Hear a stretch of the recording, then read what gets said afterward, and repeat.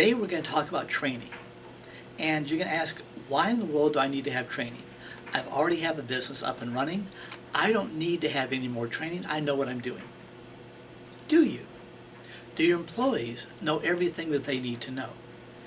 If you have one person that knows all of the processes of your business, what happens if they get sick? What happens if they get hired to go to another job? Should you constantly be cross-training so if someone is out, that someone else can step in?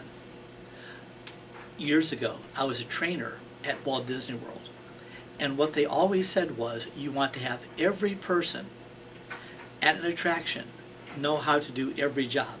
So you constantly had cross-training, and every day, if there's time to lean, there's time to be learning.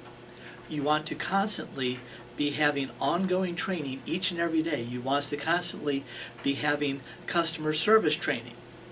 You want to constantly be showing people how to use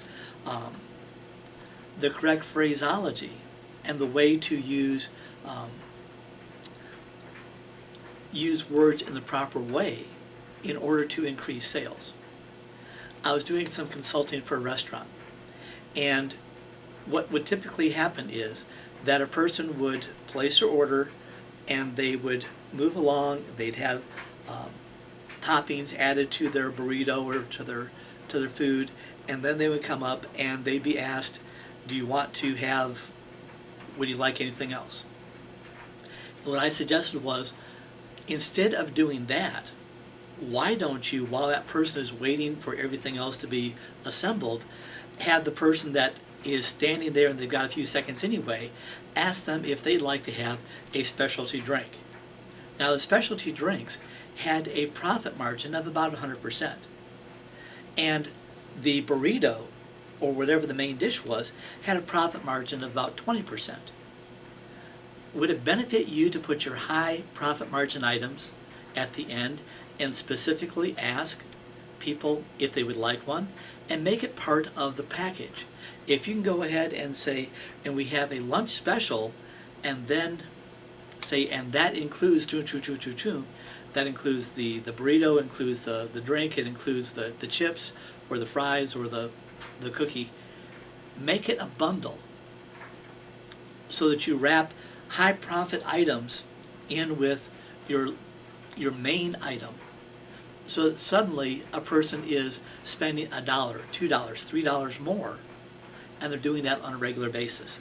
Show them the value that they get just by asking a couple of small little questions. And what will happen is you'll greatly increase your overall profit margin. Now, if you take just a little bit extra and just do a couple of extra things to increase your overall per head. By per head, I mean how much does each person spend each time they come in? What is their dollar amount that they spend per head per purchase? If you can increase that by 50 cents, by $1, by $2 for every customer, probably that's going to be mostly profit.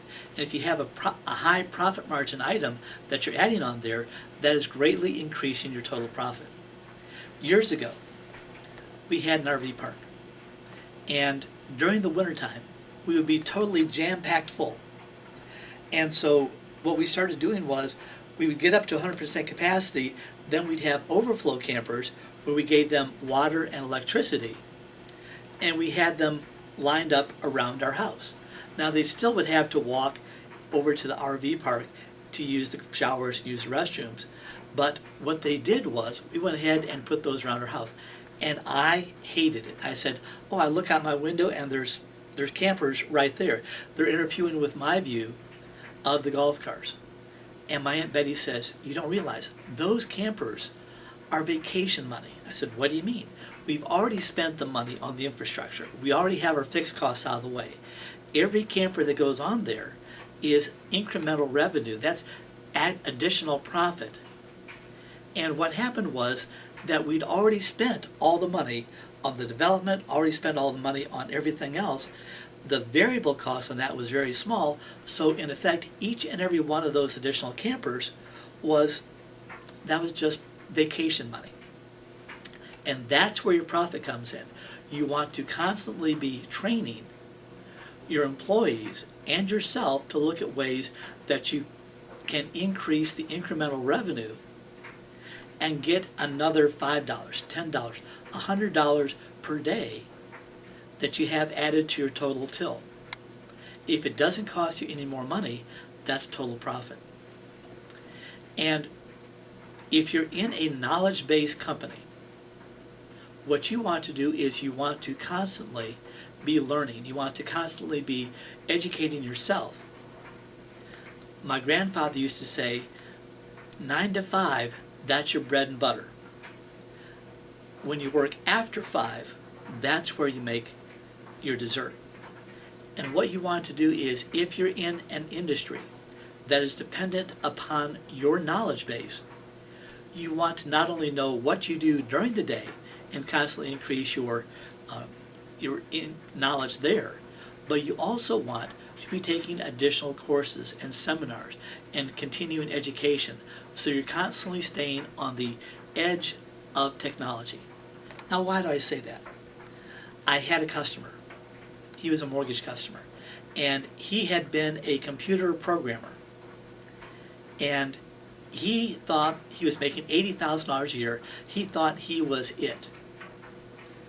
He didn't keep up with the latest programming languages, and he didn't keep up his certifications, and so when the technology changed, he was out of a job.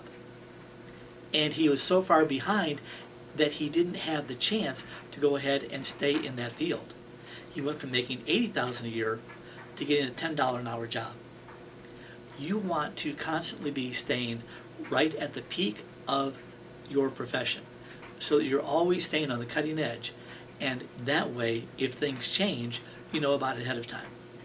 It doesn't help if you have the latest technology and you don't know how to use it. It doesn't help if you're behind the times and you're ignorant. If a customer asks you a question and you don't know the answer, they're probably going to go to someone that does. So you always need to stay on top of your chosen field. Training is not a luxury in this market. Training is a necessity.